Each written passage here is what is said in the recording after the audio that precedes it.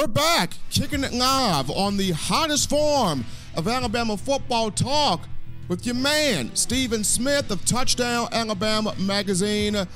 Ladies and gentlemen, I was going to tidy up some loose ends on this segment and giving you my sleepers where the University of Alabama football program is concerned for spring practice, spring ball starting up on Friday, March the 8th. However, we will save that for after the break, which would give you 4 segments instead of the usual 3 on this edition of In My Own Words. Another reason why you should check out the podcast. We are probably the only venue giving you dinner and a show, but the National Football League Scouting Combine at Lucas Oil Stadium in Indianapolis, very entertaining, exciting this time around. And with the exceptions of Josh Jacobs, Mack Wilson, Christian Miller, and Deontay Thompson, all 4 guys were limited to what they could do on the field.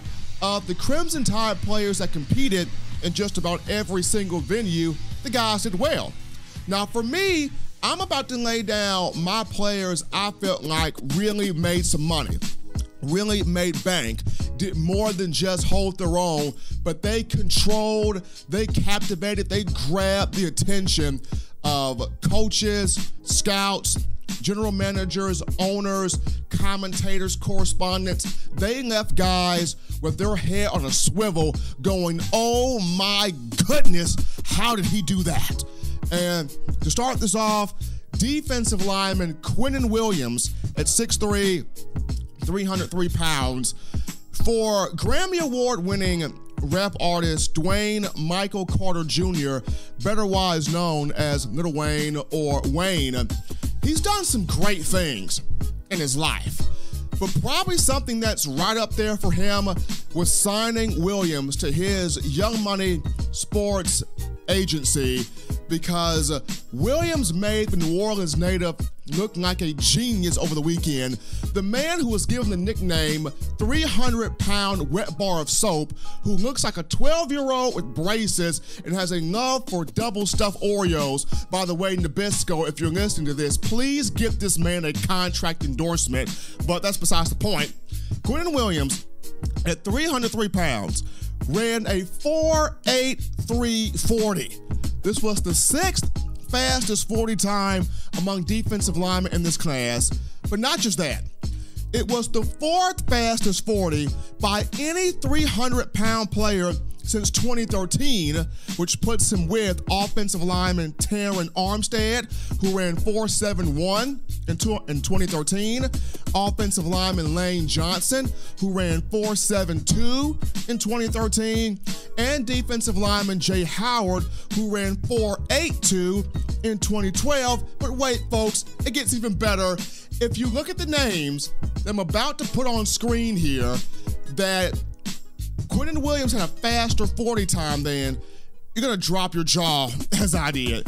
We're looking at J.J. Watt, who's an NFL Pro Bowler, an NFL All-Pro, first team, a guy that's constantly in the top 10 when you look at the top 100 players list in terms of the National Football League. J.J. Watt's 40 time at 4.84 in the 2011 venue at 290 pounds was slower than Williams. Williams at 4.83. Geno Atkins of the Cincinnati Bengals, a proven edge rusher, ran a 4.85 in the 2010 combine at 293 pounds. And Daron Payne, former Alabama teammate of Quinton Williams, a guy that took Williams under his wing and taught him some things, Williams outdid his predecessor.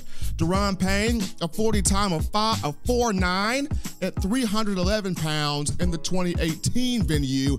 Quinton Williams faster than all 3 of those guys. And one more time for the road, people.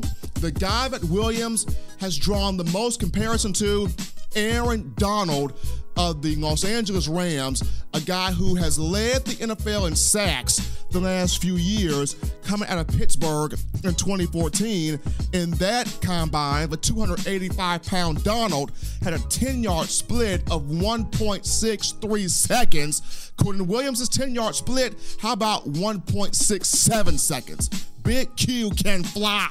The kid's putting it down, and in his on-field drills, we're talking power, speed, hands, burst. He's got it all.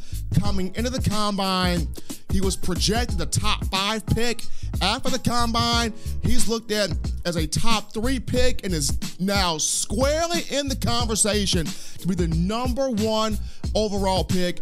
He's put a lot of pressure on Cliff Kingsbury and the Arizona Cardinals. While Kingsbury will probably take the offensive route and get a Kyler Murray, when you talk about facing Jared Goff, Sean McVay, and the Rams twice a year, Pete Carroll, Russell Wilson, and the Seahawks twice a year, and Kyle Shanahan, Jimmy Garoppolo, and the 49ers twice a year, you need that defensive disruptor.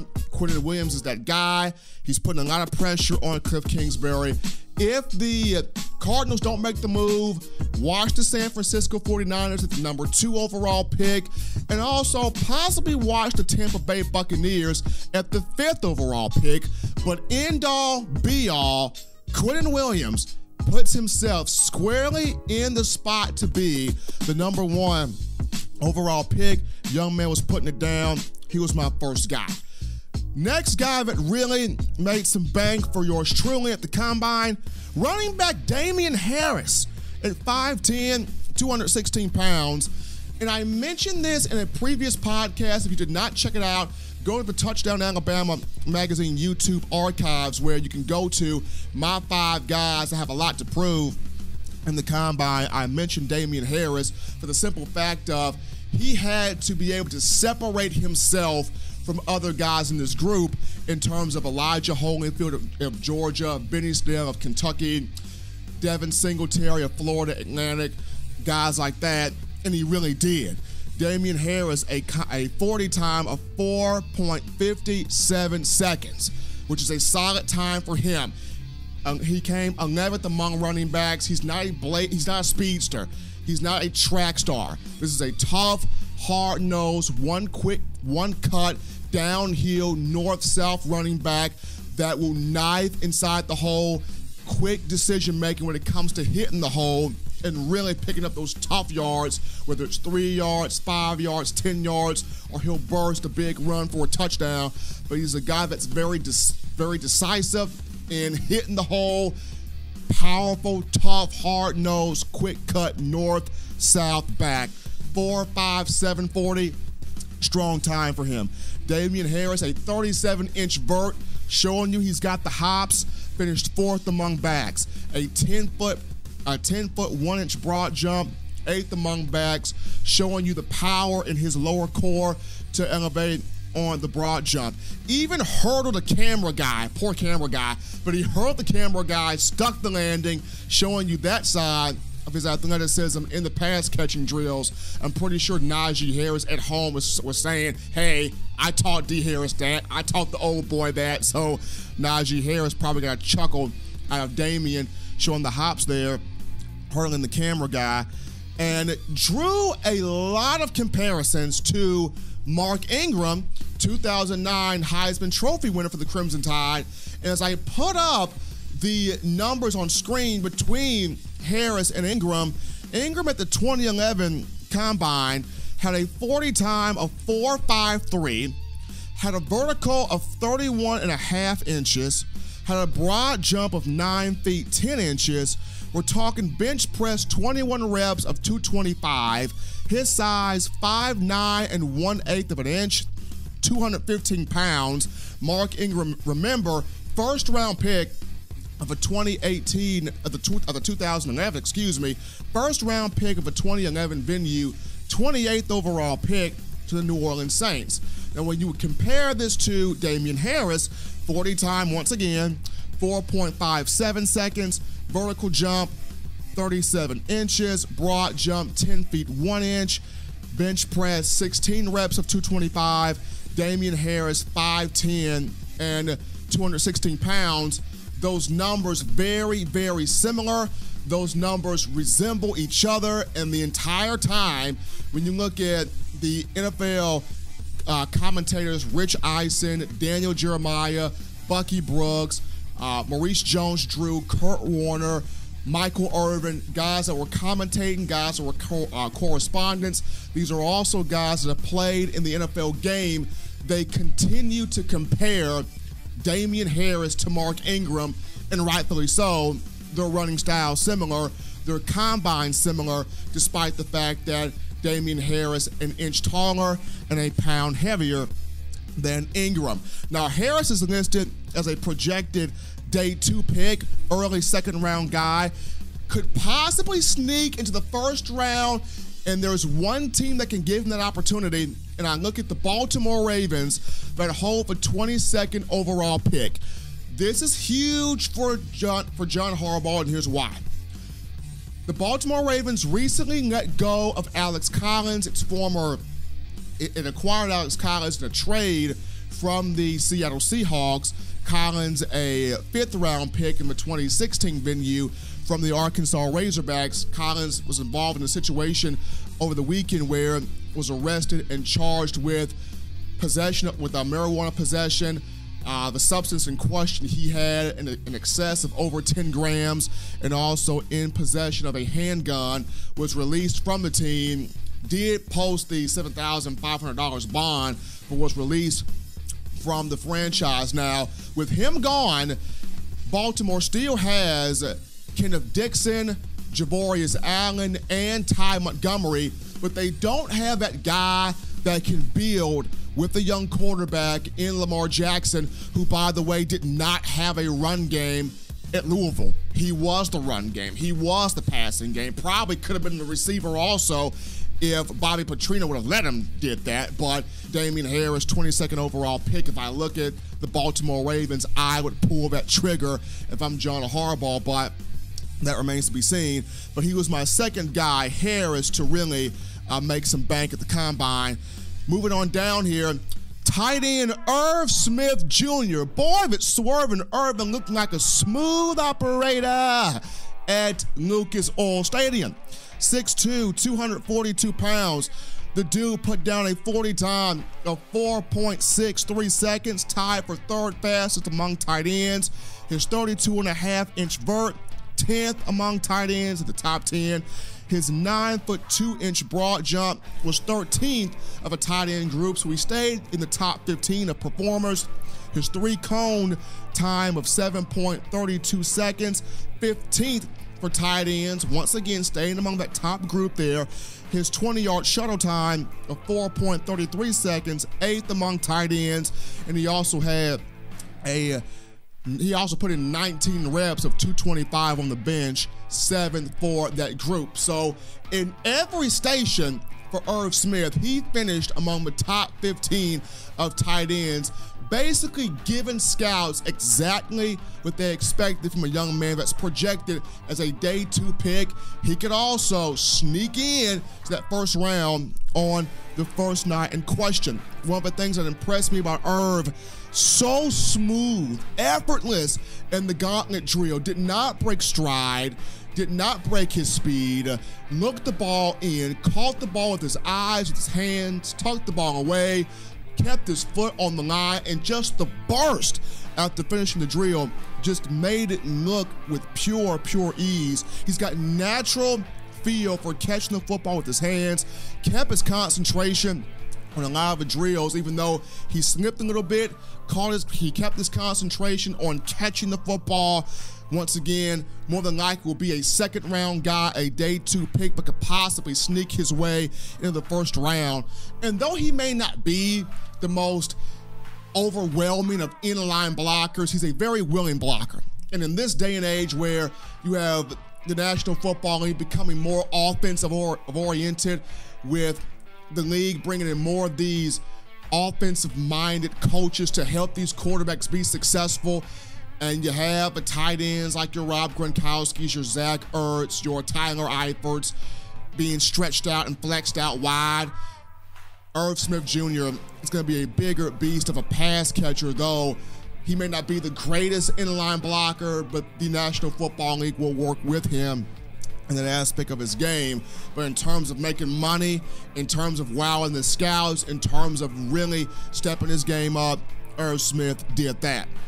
Last but not least, a guy that made some bank in the combine for me, big bank, Jonah Williams, offensive lineman at 6'4", 302 pounds, and there was such a commotion, such a quarrel about, oh, his arm length is too short at 33 and 5/8 inch arms. Oh, he doesn't have the wingspan. Oh, he's not gonna make it. Oh, he's not gonna matter. Calm down. People are really over-exaggerating the metrics here. This is the same Jonah Williams that last year did not allow a sack at left tackle. This is the same Jonah Williams that last season graded out at 90% or better in each game for the Crimson Tide. This is the same Jonah Williams at left tackle that took on Cleveland Farrell, one of the more dominant defensive linemen, in this draft coming out of Clemson, and he shut that man down. He did not even get a hand on Tua Tagovailoa in the national championship game. Jonah Williams, strong 40 time of 5.12 seconds, had 23 reps of 225 on the bench, should have had 26 reps. He was cheated 3 reps because they claim he did not lock out, but I digress from that statement. 23 reps on the bench. Had a vert of 28 inches, not bad. A broad jump of 100 inches, and got a chance to meet his idol in Joe Thompson, who played 11 years in the National Football League with the Cleveland Browns, a high draft pick in the 2007 venue. He played from 2007 to 2017, so a very illustrious career for Joe Thomas, who is now retired. But Jonah Williams, people made such a big deal about his arm length, about his wingspan. Strong on-field workout. You see the technique. You see the core. You see his ability to knock out and shield a defensive lineman away from the quarterback. You see all the things coming from a sound technician. The footwork, the ability to space his body, the ability to create his base, start at his attack point, shift his feet, keep defensive linemen away from the quarterback, set up that edge, and getting the run game started. You see all of the measurables that make Jonah Williams a star. Thought he made some bank here at the Combine. In terms of Isaiah Buggs, he did not make my list, but he was a guy that really did pretty well, held his own. Had a 40 time of 5.15 seconds in the Combine, did a good job in the stack and shed drill, popping the bags, showing that explosiveness, getting in and out of the cuts. He also will be a day 2 pick, probably a 2nd to 3rd round guy. Isaiah Buggs had a pretty strong showing at the Combine. Well, folks, we're gonna go to our final break here on In My Own Words. As always, you check out the Touchdown Alabama Magazine app for all your content. You download it from the iPhone App Store if you're rocking Team Apple. Google Play Store of Team Android is your thing. Upon our return, we will dive in to those sleepers in terms of spring ball. Don't go anywhere, folks. We tied up some loose ends on In My Own Words. We'll be right back.